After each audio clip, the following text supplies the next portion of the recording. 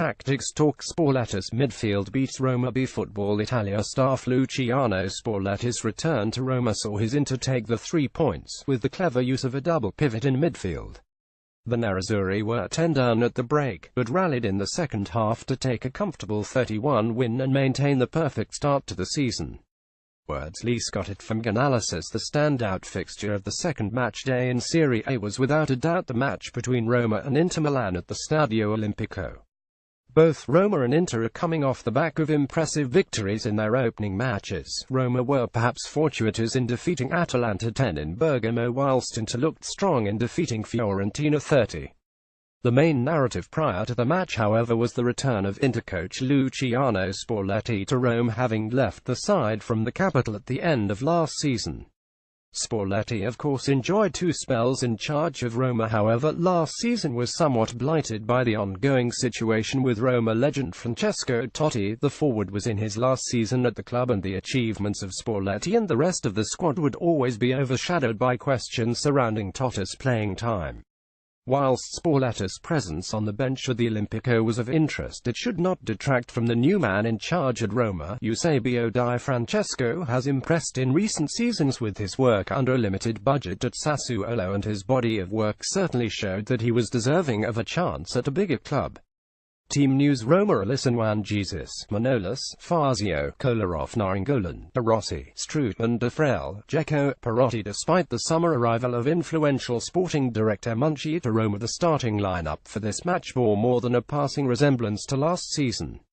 New arrivals Alexander Kolarov and Gregoire De Frel came into the left-back and right attacking midfield slots respectively, but otherwise there is a sense of continuity about the side from the capital. They lined up in Di Francesco's preferred 433 shape, although with Juan Jesus being played at right-back there was an imbalance between left and right, with the Brazilian preferring to stay in a defensive position whilst Kolarov was more willing to move forward and joined the attack. Inter: Handanovic, D'Ambrosio, Skriniar, Miranda, Nagatomo, Gagliardini, Vecino, Candreva, Borja Valero, Perisic. Icardi. Spalletti chose to line up his side in a static 4,231 with Roberto Gagliardini and Matias Vecino acting as a double pivot at the base of the midfield to ensure that the ball could be circulated at ease. In the second half, Gagliardini was withdrawn for João Mario and Borja Valero dropped into the deeper controlling role. The presence of Mauro Icardi as the lone striker would, as is so often the case, prove to be the main factor that swung the match in Inter's favour. Solid base is a key for Inter. Despite going a goal down to a strike from Roma forward Edin Dzeko that was wonderfully controlled and accurately finished, there was still a sense throughout the match that Inter were very much the side that were in control of proceedings. This can be in large part attributed to the strength and solidity that the midfield base gave to the Inter system. In the first half, Gagliardini and Vecino provided the platform from which Inter build their attacks, while also offering a block that forced Roma to build their attacks in wide areas as opposed to trying to penetrate centrally. With Borja Valero initially playing as a traditional number 10 in an advanced position, a double pivot for Inter held their shape and performed exceptionally well.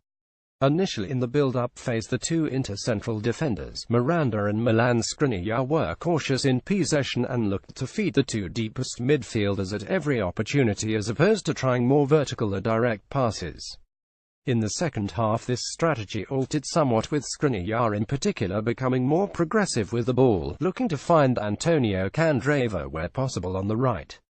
As you can see from this passing map created by @11tagan11 using Opta data, there was a clear preference from Inter to build up and funnel the play through the central area of the field.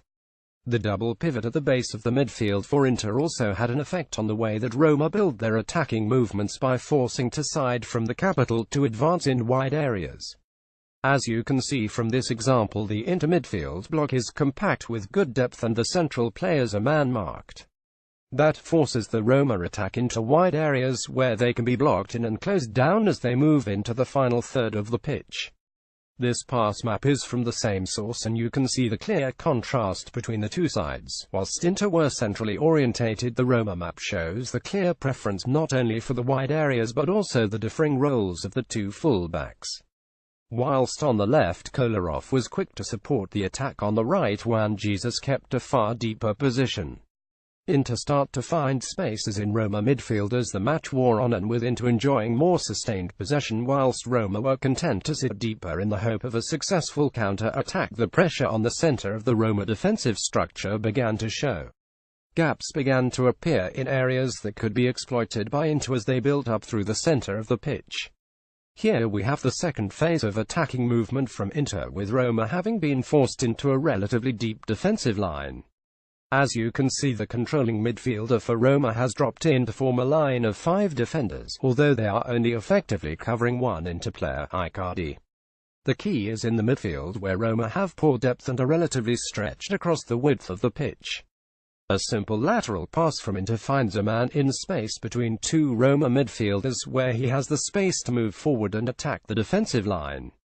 With the introduction of João Mario in the second half, the clever movement of the Portuguese midfielder in the number 10 role began to tell for Inter. Time and time again Inter were able to find the Portuguese star in pockets of space behind the line of midfield pressure from Roma. With both Matias Vecino and Borja Valero allowed space in front of the Roma midfield, they were able to pick passes into dangerous central areas that dissected the defensive structure of Roma. Interplay in and around the penalty area with increased penetration into the final third. As the match played out for Inter, it was only a matter of time before they started to find passing lanes into the Roma penalty area. Mauro Icardi scored twice for Inter in a performance that served to remind us that he is a forward with world-class movement and a real appreciation of space. Despite Roma trying to mark the Argentinian forward tightly, he still found space in the penalty area for 2 improbable finishes. In the first half, Roma were more solid defensively, utilizing aggressive man-marking that looked to shut Inter down in the final third. This, of course, is a relatively difficult defensive strategy to implement, as passing lanes can be exploited if the ball is circulated quickly. Here you can see the 2 near-sided Roma defenders moving out of position to engage the opposition. One moves to press the ball whilst the other moves to cover the pass wide. This in turn creates a passing lane down the side of the penalty area that Inter were able to exploit through a quick through ball. Now, imaging the danger that these passing lanes could cause if they were created centrally. Here, with the ball in the central position, the man in possession is covered by 2 Roma midfield players. Despite this, the defensive player still makes the decision to rush out and engage the man in possession. This movement leaves Icardi, still played onside, with space to receive the ball and turn into space for a change on goal. Conclusion: over the course of the 90 minutes, it would be hard to argue that Inter were not deserving of the 3 points. They executed the game plan more effectively than Roma did, and Spalletti appeared to be in control, always having a solution to De Francesco's tactics. The lack of control centrally will worry Roma, but there are few teams in Serie A that can match Inter for controlling midfielders. Likewise, Inter will be concerned that, having conceded the first goal, that their opponents struck the woodwork on more than one occasion as they look to add to the lead. An exciting match then, in what promises to be a fascinating Serie A season.